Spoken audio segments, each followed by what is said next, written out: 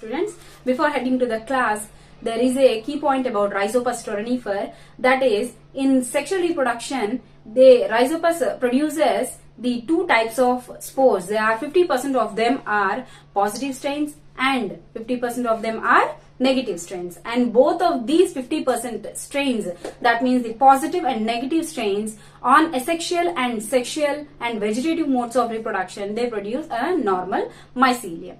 Now coming to the Eumycetes, the second class of fungi. The second class of fungi is Eumycetes, and the members of this Eumycetes are, these are septate fungi. These are septate fungi, and these are considered as higher fungi. These are higher fungi, and this Eumycetes is divided into three classes. They are ascomycetes, basidiomycetes, and deuteromycetes. Coming to the ascomycetes, and these ascomycetes are also called as sac fungi. These are also called sac fungi, and these are septate fungi. These are, of these three, all of them are septate and higher fungi. These are septate fungi, and the examples of ascomycetes are yeast and penicillium. Yeast and penicillium. And yeast is the unicellular organism, and penicillium is the multicellular organism. They reproduce by three modes of reproduction, that is vegetative, asexual, vegetative reproduction, asexual reproduction, and sexual modes of reproduction. So vegetative reproduction is carried out by fragmentation, budding and fission. And asexual reproduction is carried out by chlamydospores and conidiospores.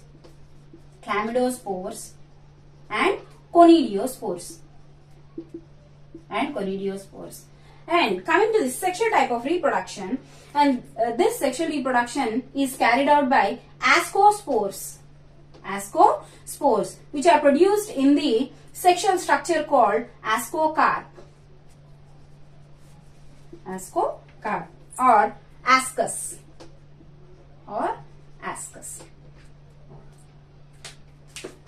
And coming to the example, that is yeast. Yeast is a unicellular organism, and it has a chitin, phosphoric acid, and glycogen in its cell wall. Glycogen as its cell wall composition. And the scientific name of yeast is the genera Saccharomyces, and the species is Cerevisiae.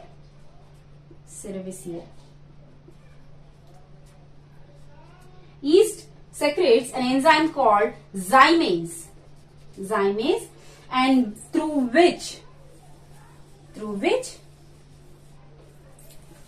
it digests the food, and it converts the complex carbohydrate to simple carbohydrates or simple sugars. That means a polysaccharide is converted to simple glucose or the simple sugars. Next, yeast reproduces by asexual modes and sexual modes. Asexual modes by budding and fission.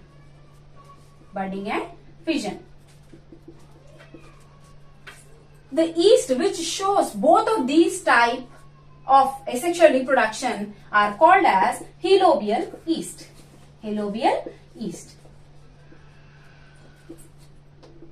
Asexual and sexual modes of reproduction. First, let's talk about the asexual reproduction, budding. So budding looks somewhat like this. This is the yeast cell with a large vacuole and a nucleus. And now this yeast cell buds off a small bud-like structure. Later, this yeast cell with the bud, it divides its nuclei, and a single nuclei is migrates into the bud, and there is a vacuole. Now this gives two cells, one mother cell and one daughter cell with vacuole and nucleus. This is the budding, and fission involves there is a yeast cell and there is a vacuole, and let us assume this is the cell. Remember the binary fission in the bacteria, the cell divides into two.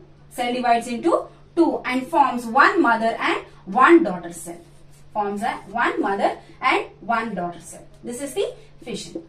Coming to the sexual reproduction. In this sexual reproduction,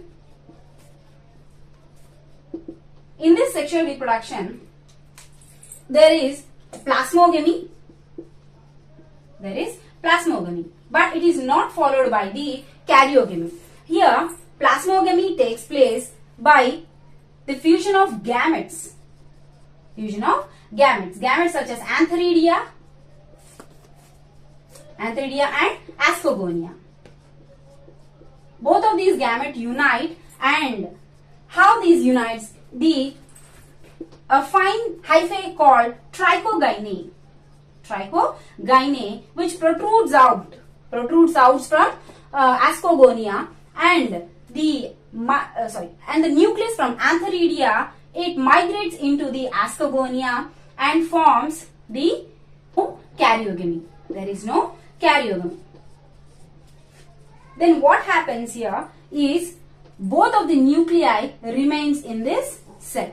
That means in ascogonia, and this stage is called as dikaryotic stage.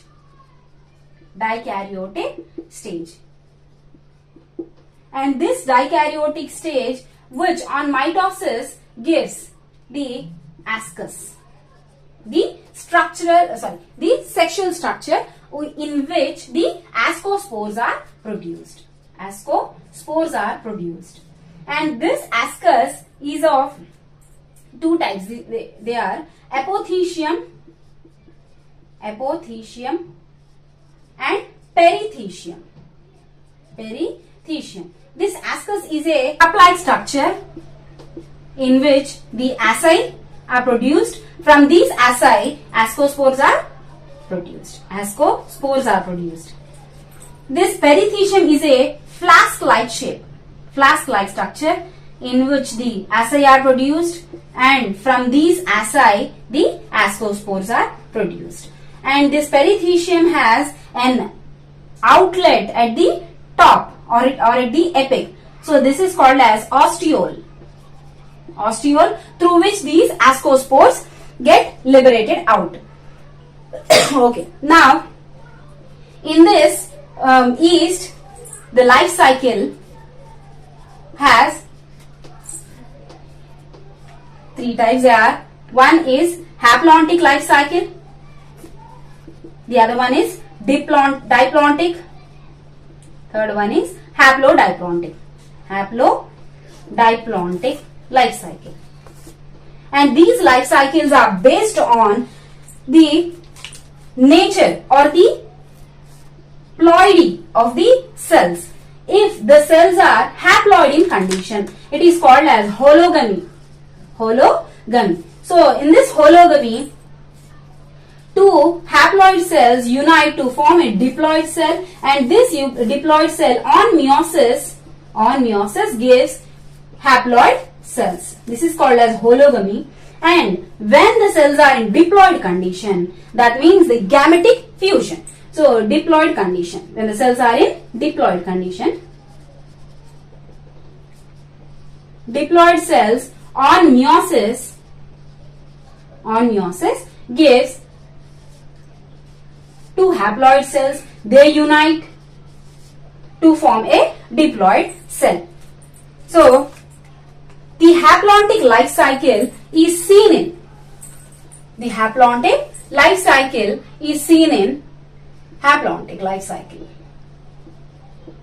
in Saccharomyces